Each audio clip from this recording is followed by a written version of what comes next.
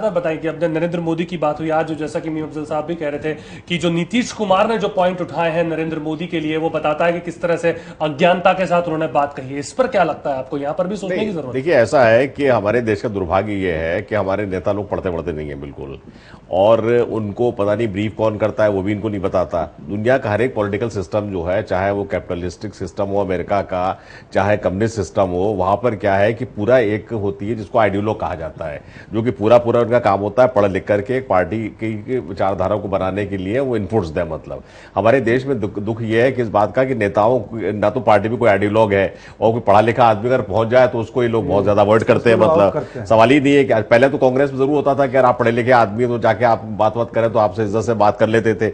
आज तो ये हालत है कि आप कोई मतलब किसी पार्टी में ही नहीं, ना बीजेपी में है, ना क्या करना चाहिए कांग्रेस में ये है।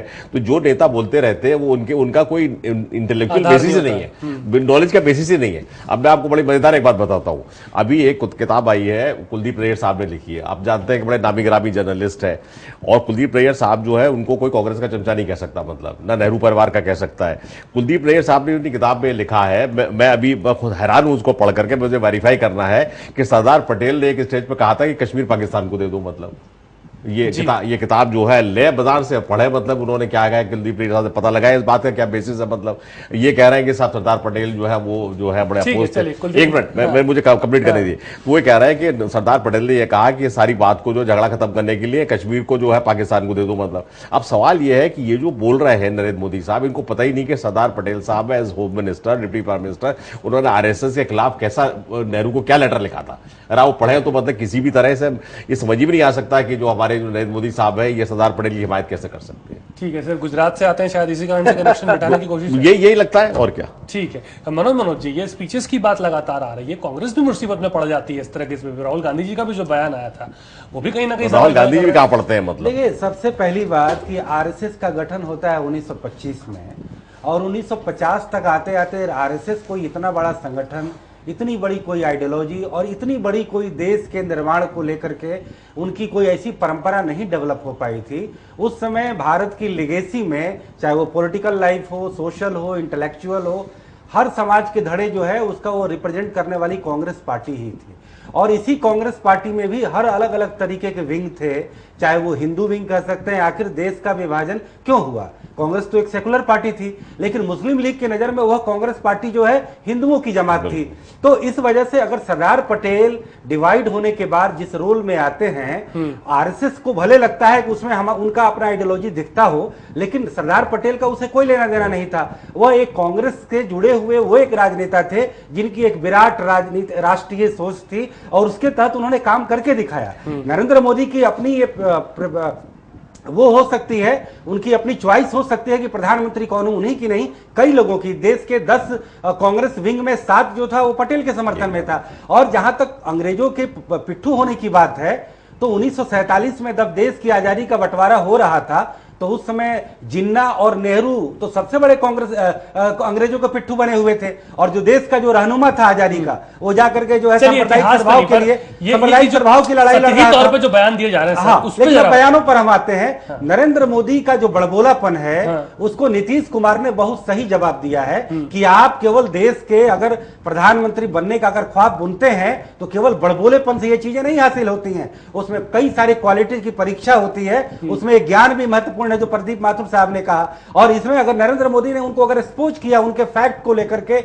उनके बड़बोलेपन को लेकर के, तो वह आज की चर्चा बननी चाहिए। और जहां तक नीतीश कुमार का सवाल है, तो जिस तरीके से कुछ पर्सनल टिप्पणियां उन्होंने नरेंद्र मोदी पर की है, वो इस बात को दर्शाता है कि कहीं न कहीं नरेंद्र मोदी के प्रति वो पर्सनल राइवलरी रखते हैं। लेकिन एक थर्ड आई के रूप में जो बात हुई कि राजनीति में इंटेलेक्चुअलिज्म और आइडियोलॉग को बढ़ाने की बात है, तो उसके रूप में हम ये कहें कि राजनीति की सारी रीति नीति की जो कसौटी होनी चाहिए वो नैतिकता पर आधारित होनी चाहिए, ज्ञान पर आधारित होनी चाहिए, योग्यता पर आधारित होनी चाहिए, और विराट जन संवेदनशीलता के आधार पर होनी चाहिए। करवाइए, जो कि आज वो नहीं है।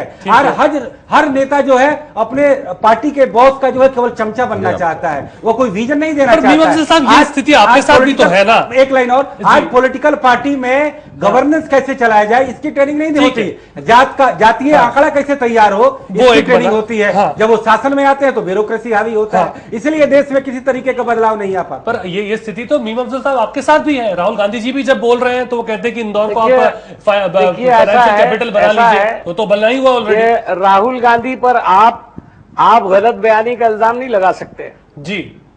तो या बताइए आपने कौन सी गलत बयानी की? मैं आपको नहीं, इंदिरा और राजीव वाले में उन्होंने एक तरह से गलत स्टेटमेंट दिया। एक लाइन पढ़ देता हूं, जरा वो सुन लें, क्योंकि आप एक परिप्रेक्ष्य में डिस्कशन पर आ गए हैं। मीम अफजल साहब कुछ आप एक परिप्रेक्ष्य में, और हमारे भाई ने कहा कि कांग्रेस के हूं या दूसरे लोगों के, आजकल नेता पढ़ते नहीं है। मैं नेता तो नहीं हूं, छोटा सा वर्कर हूं। मैं आपको बताना चाहता हूं जी, ये हमारे सरदार पटेल साहब के अल्फाज हैं और उस खत का एक हिस्सा है जो उन्होंने गोलवालकर जी को, एसपी मुखर्जी जी को लिखा था 1949 में। इसमें आरएसएस के बारे में उन्होंने क्या कहा था वो जरा सुन लें आप। But don't forget, so had Hitler's Nazis and the fascist under Mussolini, it bracket में the RSS is a communal body with a totalitarian outlook. एक और जरा सा सुन लें आप ji. All there leaders, RSS leaders, speeches were full of communal poison. As a final result of poison, an atmosphere was created in which such a ghastly tragedy, means Gandhi's assassination, became possible. RSS men expressed joy and distributed sweets after Gandhiji's death. जी, ठीक जी। ये सरदार पटेल ने जो letter लिखा था, ये मैंने उसमें से कुछ हिस्से पढ़े हैं। मैं अब ये मेरी समझ में नहीं आता कि आप समझते हैं ये सब हालात आपकी पार्टी और आपकी जो बुनियादी सोच है उसके बारे में सरदार पटेल ने कहे हैं। आज सरदार पटेल की 182 फीट ऊंची प्रतिमा बनाकर के आप उसकी लेगेसी लेने की कोशिश करोगे और देश इतना यानी आसान है देशवासियों के लिए कि वो आपको इसका जागीर इस जागीर का वारिस समझ लेंगे। तो मेरे ख्याल में मोदी जी को और भारतीय जनता पार्टी को इस गलतफहमी को निकाल देना चाहिए जी। और सरदार पटेल को आप कांग्रेस से अलग नहीं कर सकते और कांग्रेस को सरदार पटेल से अलग नहीं कर सकते।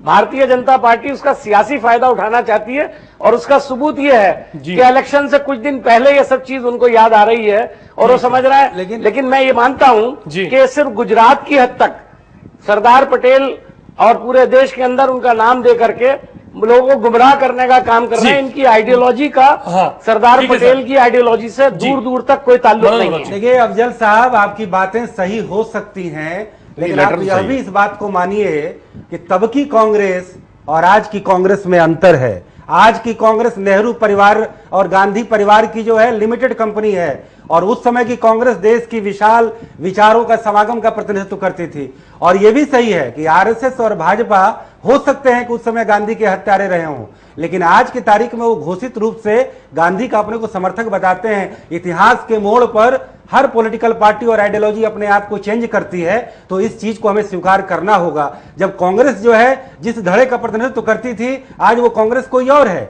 आप सरदार पटेल के समर्थन में आपने ये बातें कहीं बड़ी अच्छी लगी, लेकिन आप यह भी बताइए कि उसी सरदार पटेल को जो इतना बड़ा स्टॉलवर्ट 1990s में जाकर के कांग्रेस पार्टी ने भारत रत्न देने का काम किया, संविधान का निर्माता अंबेडकर, उसको भी आपने भारत रत्न जो है 1990 के बाद दिया।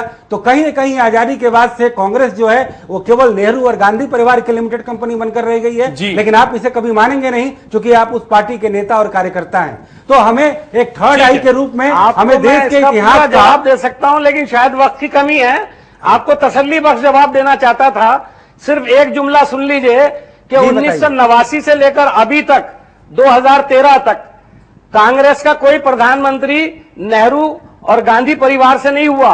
यह इस बात का सबूत है कि पार्टी गांधी और परिवार की लिमिटेड कंपनी नहीं है, ये सिर्फ आपकी सोच लिमिटेड है। नहीं तो आप तो सोनिया गांधी को बनाना चाहते थे क्या? फिर उनमें तो सर विदेशी मूल का मुद्दा आ गया और राहुल गांधी जो इनएक्सपीरियंस है आज भी है। देश बनाना चाहता था और उन्होंने इनकार कर दिया। नहीं, वो बात नहीं है, लेकिन कंट्रोल और कमांड उन्हीं का है। कंट्रोल और कमांड उन्हीं का है। आप ईमानदारी से अगर सोचेंगे तो लीडरशिप का कमाल होना चाहिए।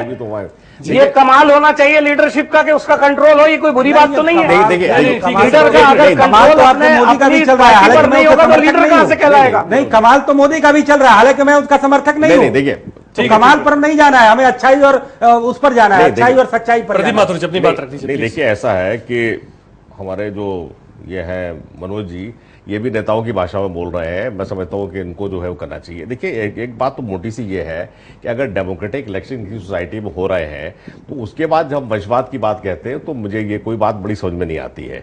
अच्छा, अब चुनाव हुए, डेमोक्रेटिक इलेक्शंस हुए, कोई कोरिया तो है नहीं हमारा नॉर्थ कोरिया जाके ऐसी बात हो। चुनाव में इंदिरा गांधी भी हारी, संजय गांधी भी हारे।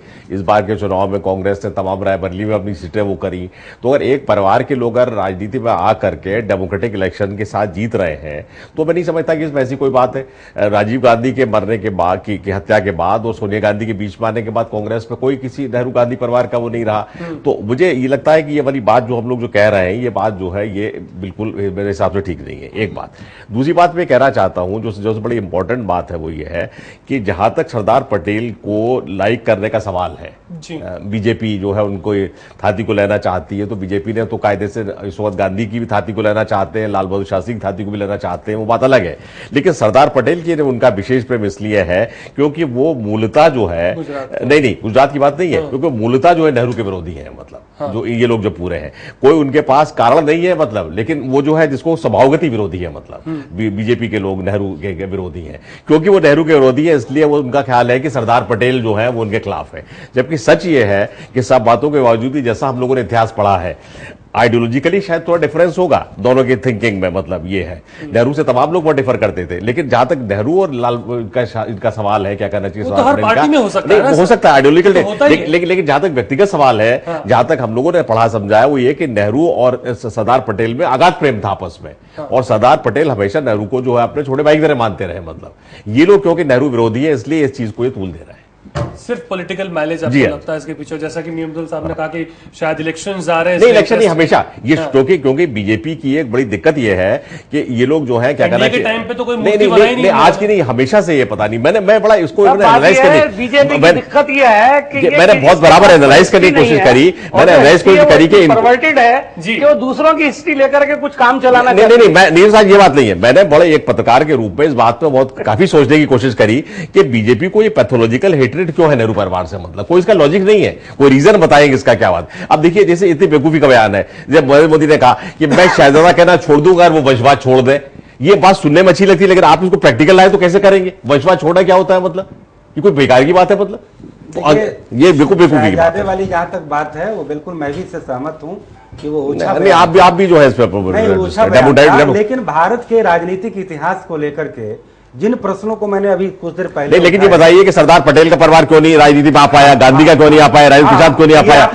नहीं तो ये अगर एक परिवार आ रहा है डेमोक्रेटिक इलेक्शन से आ रहा है तो आपको क्या दिक्कत है? क्या होता है? क्या होता है? लेवल प्लेइंग होता है, क्या ऑल अबाउट प्रोजेक्शन नहीं और क्या, यही होता है। देखिए आप जब तक ये इंफ्रास्ट्रक्चर नहीं बनाएंगे पॉलिटिक्स का, पॉलिटिकल पार्टीज का, अवसर की समानता संविधान में कहते हैं, लेकिन एक्चुअल में क्या होता है? ये कुलीन तंत्र है। राजनीतिक अभिजात्यवाद जो है हमारी बहुत बड़ी रियलिटी है। आज जो मैंने जो प्रश्न उठाए भारत भारत के राजनीतिक इतिहास को लेकर मैंने जो प्रश्न उठाए, ना आपने उसका संतोषजनक उत्तर दिया, ना माथुर साहब ने संतोषजनक क्या आपने उठाया? नहीं, मेरा ये कहना है कि आजादी के बाद लेवल प्लेइंग तब होती जब देश में एक बार नए सिरे से राजनीतिक दलों का निर्माण होता और उनमें एक फेयर कंपटीशन। अगर मेरे अगर कांग्रेस पार्टी अगर वन पार्टी जनता आजादी के समय आजादी के समय नेशनल गवर्नमेंट बनी होती तो देश का विभाजन भी नहीं होता। अगर जनता चुनाव में मुझे वोट दे रही है, नहीं जनता चुनाव में मुझे वोट दे रही है, चुनाव कहाँ हुआ? पावर ट्रांसफर हुआ, नहीं जो भी हुआ। अच्छा पहले ट्रांसफर हुआ तो एक पार्टी, अच्छा जाने दीजिए, मजबूत होना चाहिए था। कांग्रेस पार्टी को लगातार 4 वर्ष नेहरू के मरने के बाद मजबूत नहीं था, तो विपक्ष का तो मजबूत होना भी जरूरी था। तो लेवल प्लेइंग तब होता और न देश का विभाजन होता। वंशवाद की बात हो रही है ना, ये होना क्या चाहिए थे बात लगे। अगर जनता मान लीजिए मुझे वोट दे रही है, डेमोक्रेसी में नेशनल गवर्नमेंट बनती है तो नरेंद्र मोदी को भी वोट दे रही है, तो आप क्यों हल्ला कर रहे हैं? तो हम क्या बने कर रहे हैं? क्यों हल्ला कर रहे हैं? आप क्यों करें कॉमनल पार्टी? ये बात डेमोक्रेसी पढ़े लिखे लोग नहीं होते, कोई बात नहीं, राजनीतिक सुधार की कोई बात ही नहीं होगी। आजादी के बाद नेशनल गवर्नमेंट होनी चाहिए थी। बिल्कुल नहीं, पर आपको क्या लगता है जो बात उन्होंने सरदार पटेल के परिप्रेक्ष्य में कही कि भारतीय जनता पार्टी से मीम अफजल साहब कह रहे हैं कि इस वक्त उनका नाम लेना सरदार पटेल का और बार बार उसको लेकर के कि हम 182 फीट बड़ी मूर्ति बना रहे हैं, संग्रहालय बना रहे हैं, तो क्या आपको लगता है आजादी के समय से ऐसा कोई नेता बीजेपी के पास नहीं बचा है जिसको ले सके? क्योंकि कमोबेश कांग्रेस से जुड़े सब लोग थे। मैं तो पहले ही बता दिया कि आरएसएस का जो इंस्टीट्यूशन होता है या विपक्ष के रूप में जनसंघ का जो अभ्युदय होता है, ये पोस्ट इंडिपेंडेंस फेनोमेनन है। तो आपको इतिहास से तो वो एक आपको बिंदु तो लेने पड़ेंगे प्रेरणा पुरुष, तो उनमें कहीं ना कहीं कांग्रेस के पटेल में वो दिखता है, उन्हें वो बोलते हैं। लेकिन मैं तो एक ये तटस्थ बात ये उठाना चाहता हूं कि आजादी के बाद कांग्रेस का इतिहास एक नए सिरे से लिखा गया, जहां पर केवल रोल रहता है नेहरू का, इंदिरा का और उनके सारे वंशजों का। मैंने ये कहा कि पटेल को, अंबेडकर को, आजादी के जितने बड़े सेनानी थे, आपने उन्हें भारत रत्न क्यों नहीं दिया? आपने उन्हें क्यों नहीं दिया? नेहरू जी की कैबिनेट में इंदिरा जी कभी नहीं रही थी। गांधी को अभी तक नोबेल प्राइज नहीं मिली है, इसका क्या मतलब है? मतलब नोबेल प्राइज की बात नहीं, बात क्या रही है बताइए। गांधी तो अलग थे, गांधी की अलग बात, ये कोई बात है। गांधी तो राष्ट्रपिता थे, गांधी का तो एक अलग मामला है। नहीं, पर मीम अफजल साहब, ये स्थिति जो कमोबेश खड़ी हुई है, क्या ये जानबूझकर भारतीय जनता पार्टी द्वारा खड़ी की गई? आपको लगता है कि इस तरह से सरदार पटेल के नाम को पॉलिटिकली यूज करना, एक मंच से जाकर के जहां प्रधानमंत्री भी बैठे हुए हैं? कुछ नहीं है। एक मिनट में और बताऊं, इनको सरदार पटेल से कुछ लेना देना नहीं है। देखिए, एक और गलत बात है, जो बहुत ही गलत बात है। सरदार पटेल जैसे बड़े लीडर का नाम, जिनका कि देश के लिए इतना बड़ा कंट्रीब्यूशन है, इसको लेने में नरेंद्र मोदी का एक जातीय एंगल भी है। उनका यह मानना है कि क्योंकि वो सरदार पटेल जो है वो पिछड़े वर्ग से आते थे, तो शायद इस तरह से उनको पिछड़े वर्ग की सपोर्ट मिल जाए, मतलब जो कि बहुत ही बुरी बात है। मतलब आप गांधी, नेहरू, सरदार पटेल, मौलाना आजाद या ऐसे बड़े लीडर्स को अगर आपका जातीय आधार पर अगर आप उनको देखेंगे तो मैं समझता हूं इससे बड़ा तो दुर्भाग्य नहीं है देश की राजनीति के लिए। नहीं, पर एक बात बिल्कुल ऐसी बात है। तो आप ये जानिए कि आजादी के बाद कांग्रेस के 75% सांसद कौन होते थे? एक जाति विशेष के क्यों होते थे? और वो नेहरू को नेता मानते थे। तो आप तो यह भी इस बात को उठाइए, ये चीज भी तो दिखता है। हम राजनीतिक सुधारों की बात करते हैं, हम राजनीतिक आदर्शवाद की बात करते हैं, हम उन चीजों की बात करते हैं कि जिससे देश के इतिहास में एक मोरल पॉलिटिक्स, एक कॉम्पिटिटिव पॉलिटिक्स और एक रिफॉर्मेटिव पॉलिटिक्स की बात हो। नहीं इसमें भाजपा की कोई पक्ष और विपक्ष की बात है, ना इसमें कांग्रेस की। चलिए, फाइनल कमेंट में सबके ऊपर लेना चाहूंगा। मीम अफजल साहब, कैसे आप इस पूरी चीज को देखते हैं? कुल मिलाकर जो बात हो रही है, और अब जो है मूर्ति का भी, स्टैच्यू का भी अनावरण होने वाला 31 तारीख को, उसको लेकर देखिए, मेरा कहना यह है कि मूर्ति लगाई गई है, इसका स्वागत है, पूरे देश के अंदर इसका स्वागत होगा, कोई बुरी बात नहीं की उन्होंने।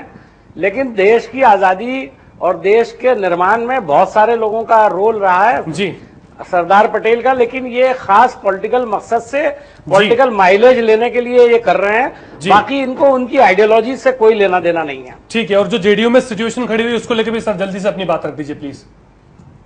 जो शिवानंद तिवारी, मैं यही कहूंगा कि जेडीयू का अंदरूनी मामला है जी, और आने वाले वक्त में सब चीजें क्लियर हो जाएंगी, साफ हो जाएंगी। चलिए, यूं अभी इलेक्शन करीब आएगा जी, बहुत सारी तब्दीलियां मैं समझता हूं कि अभी होंगी, आपके सामने नजर आएंगी। देखिए सरदार जी, आपने जिस तरीके से सरदार पटेल के मुद्दे को उठाया, तो मैं तो ये कहूंगा, और ये फैक्ट है कि इस देश में नेहरू परिवार का नेहरूइजेशन, इंदिराइजेशन हो रहा है। सारी योजनाएं, सारे विश्वविद्यालय, सारी सड़कें, सारे देश के संस्थान, सब कंट्रीब्यूटेड टू, सब एट्रीब्यूटेड टू नेहरू और गांधी परिवार। ये जो फूड सिक्योरिटी एक्ट आ रहा है, ये भी इंदिरा जी के नाम से रखा जा रहा है। क्या ये हकीकत नहीं है?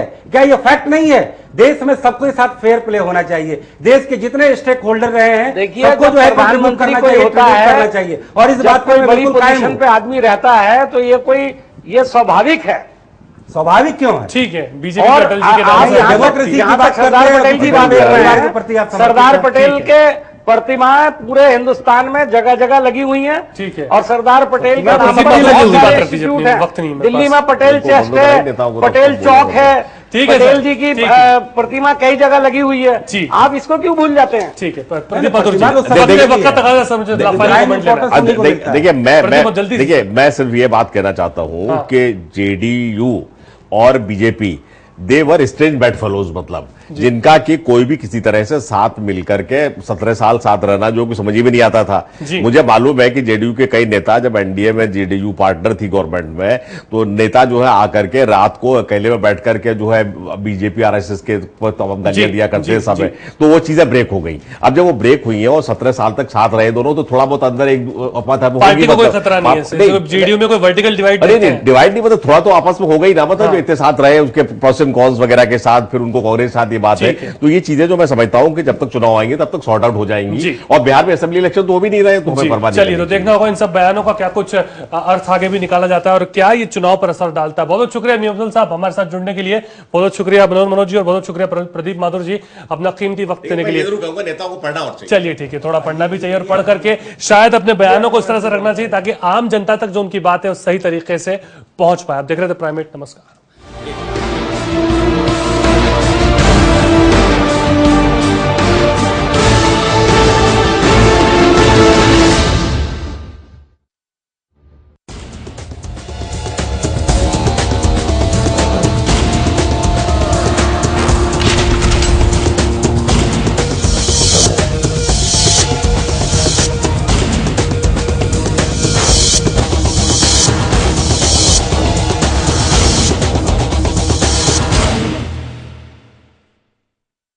आज से 67 साल पहले एक किसान पुत्र ने सारे हिंदुस्तान को जोड़ा।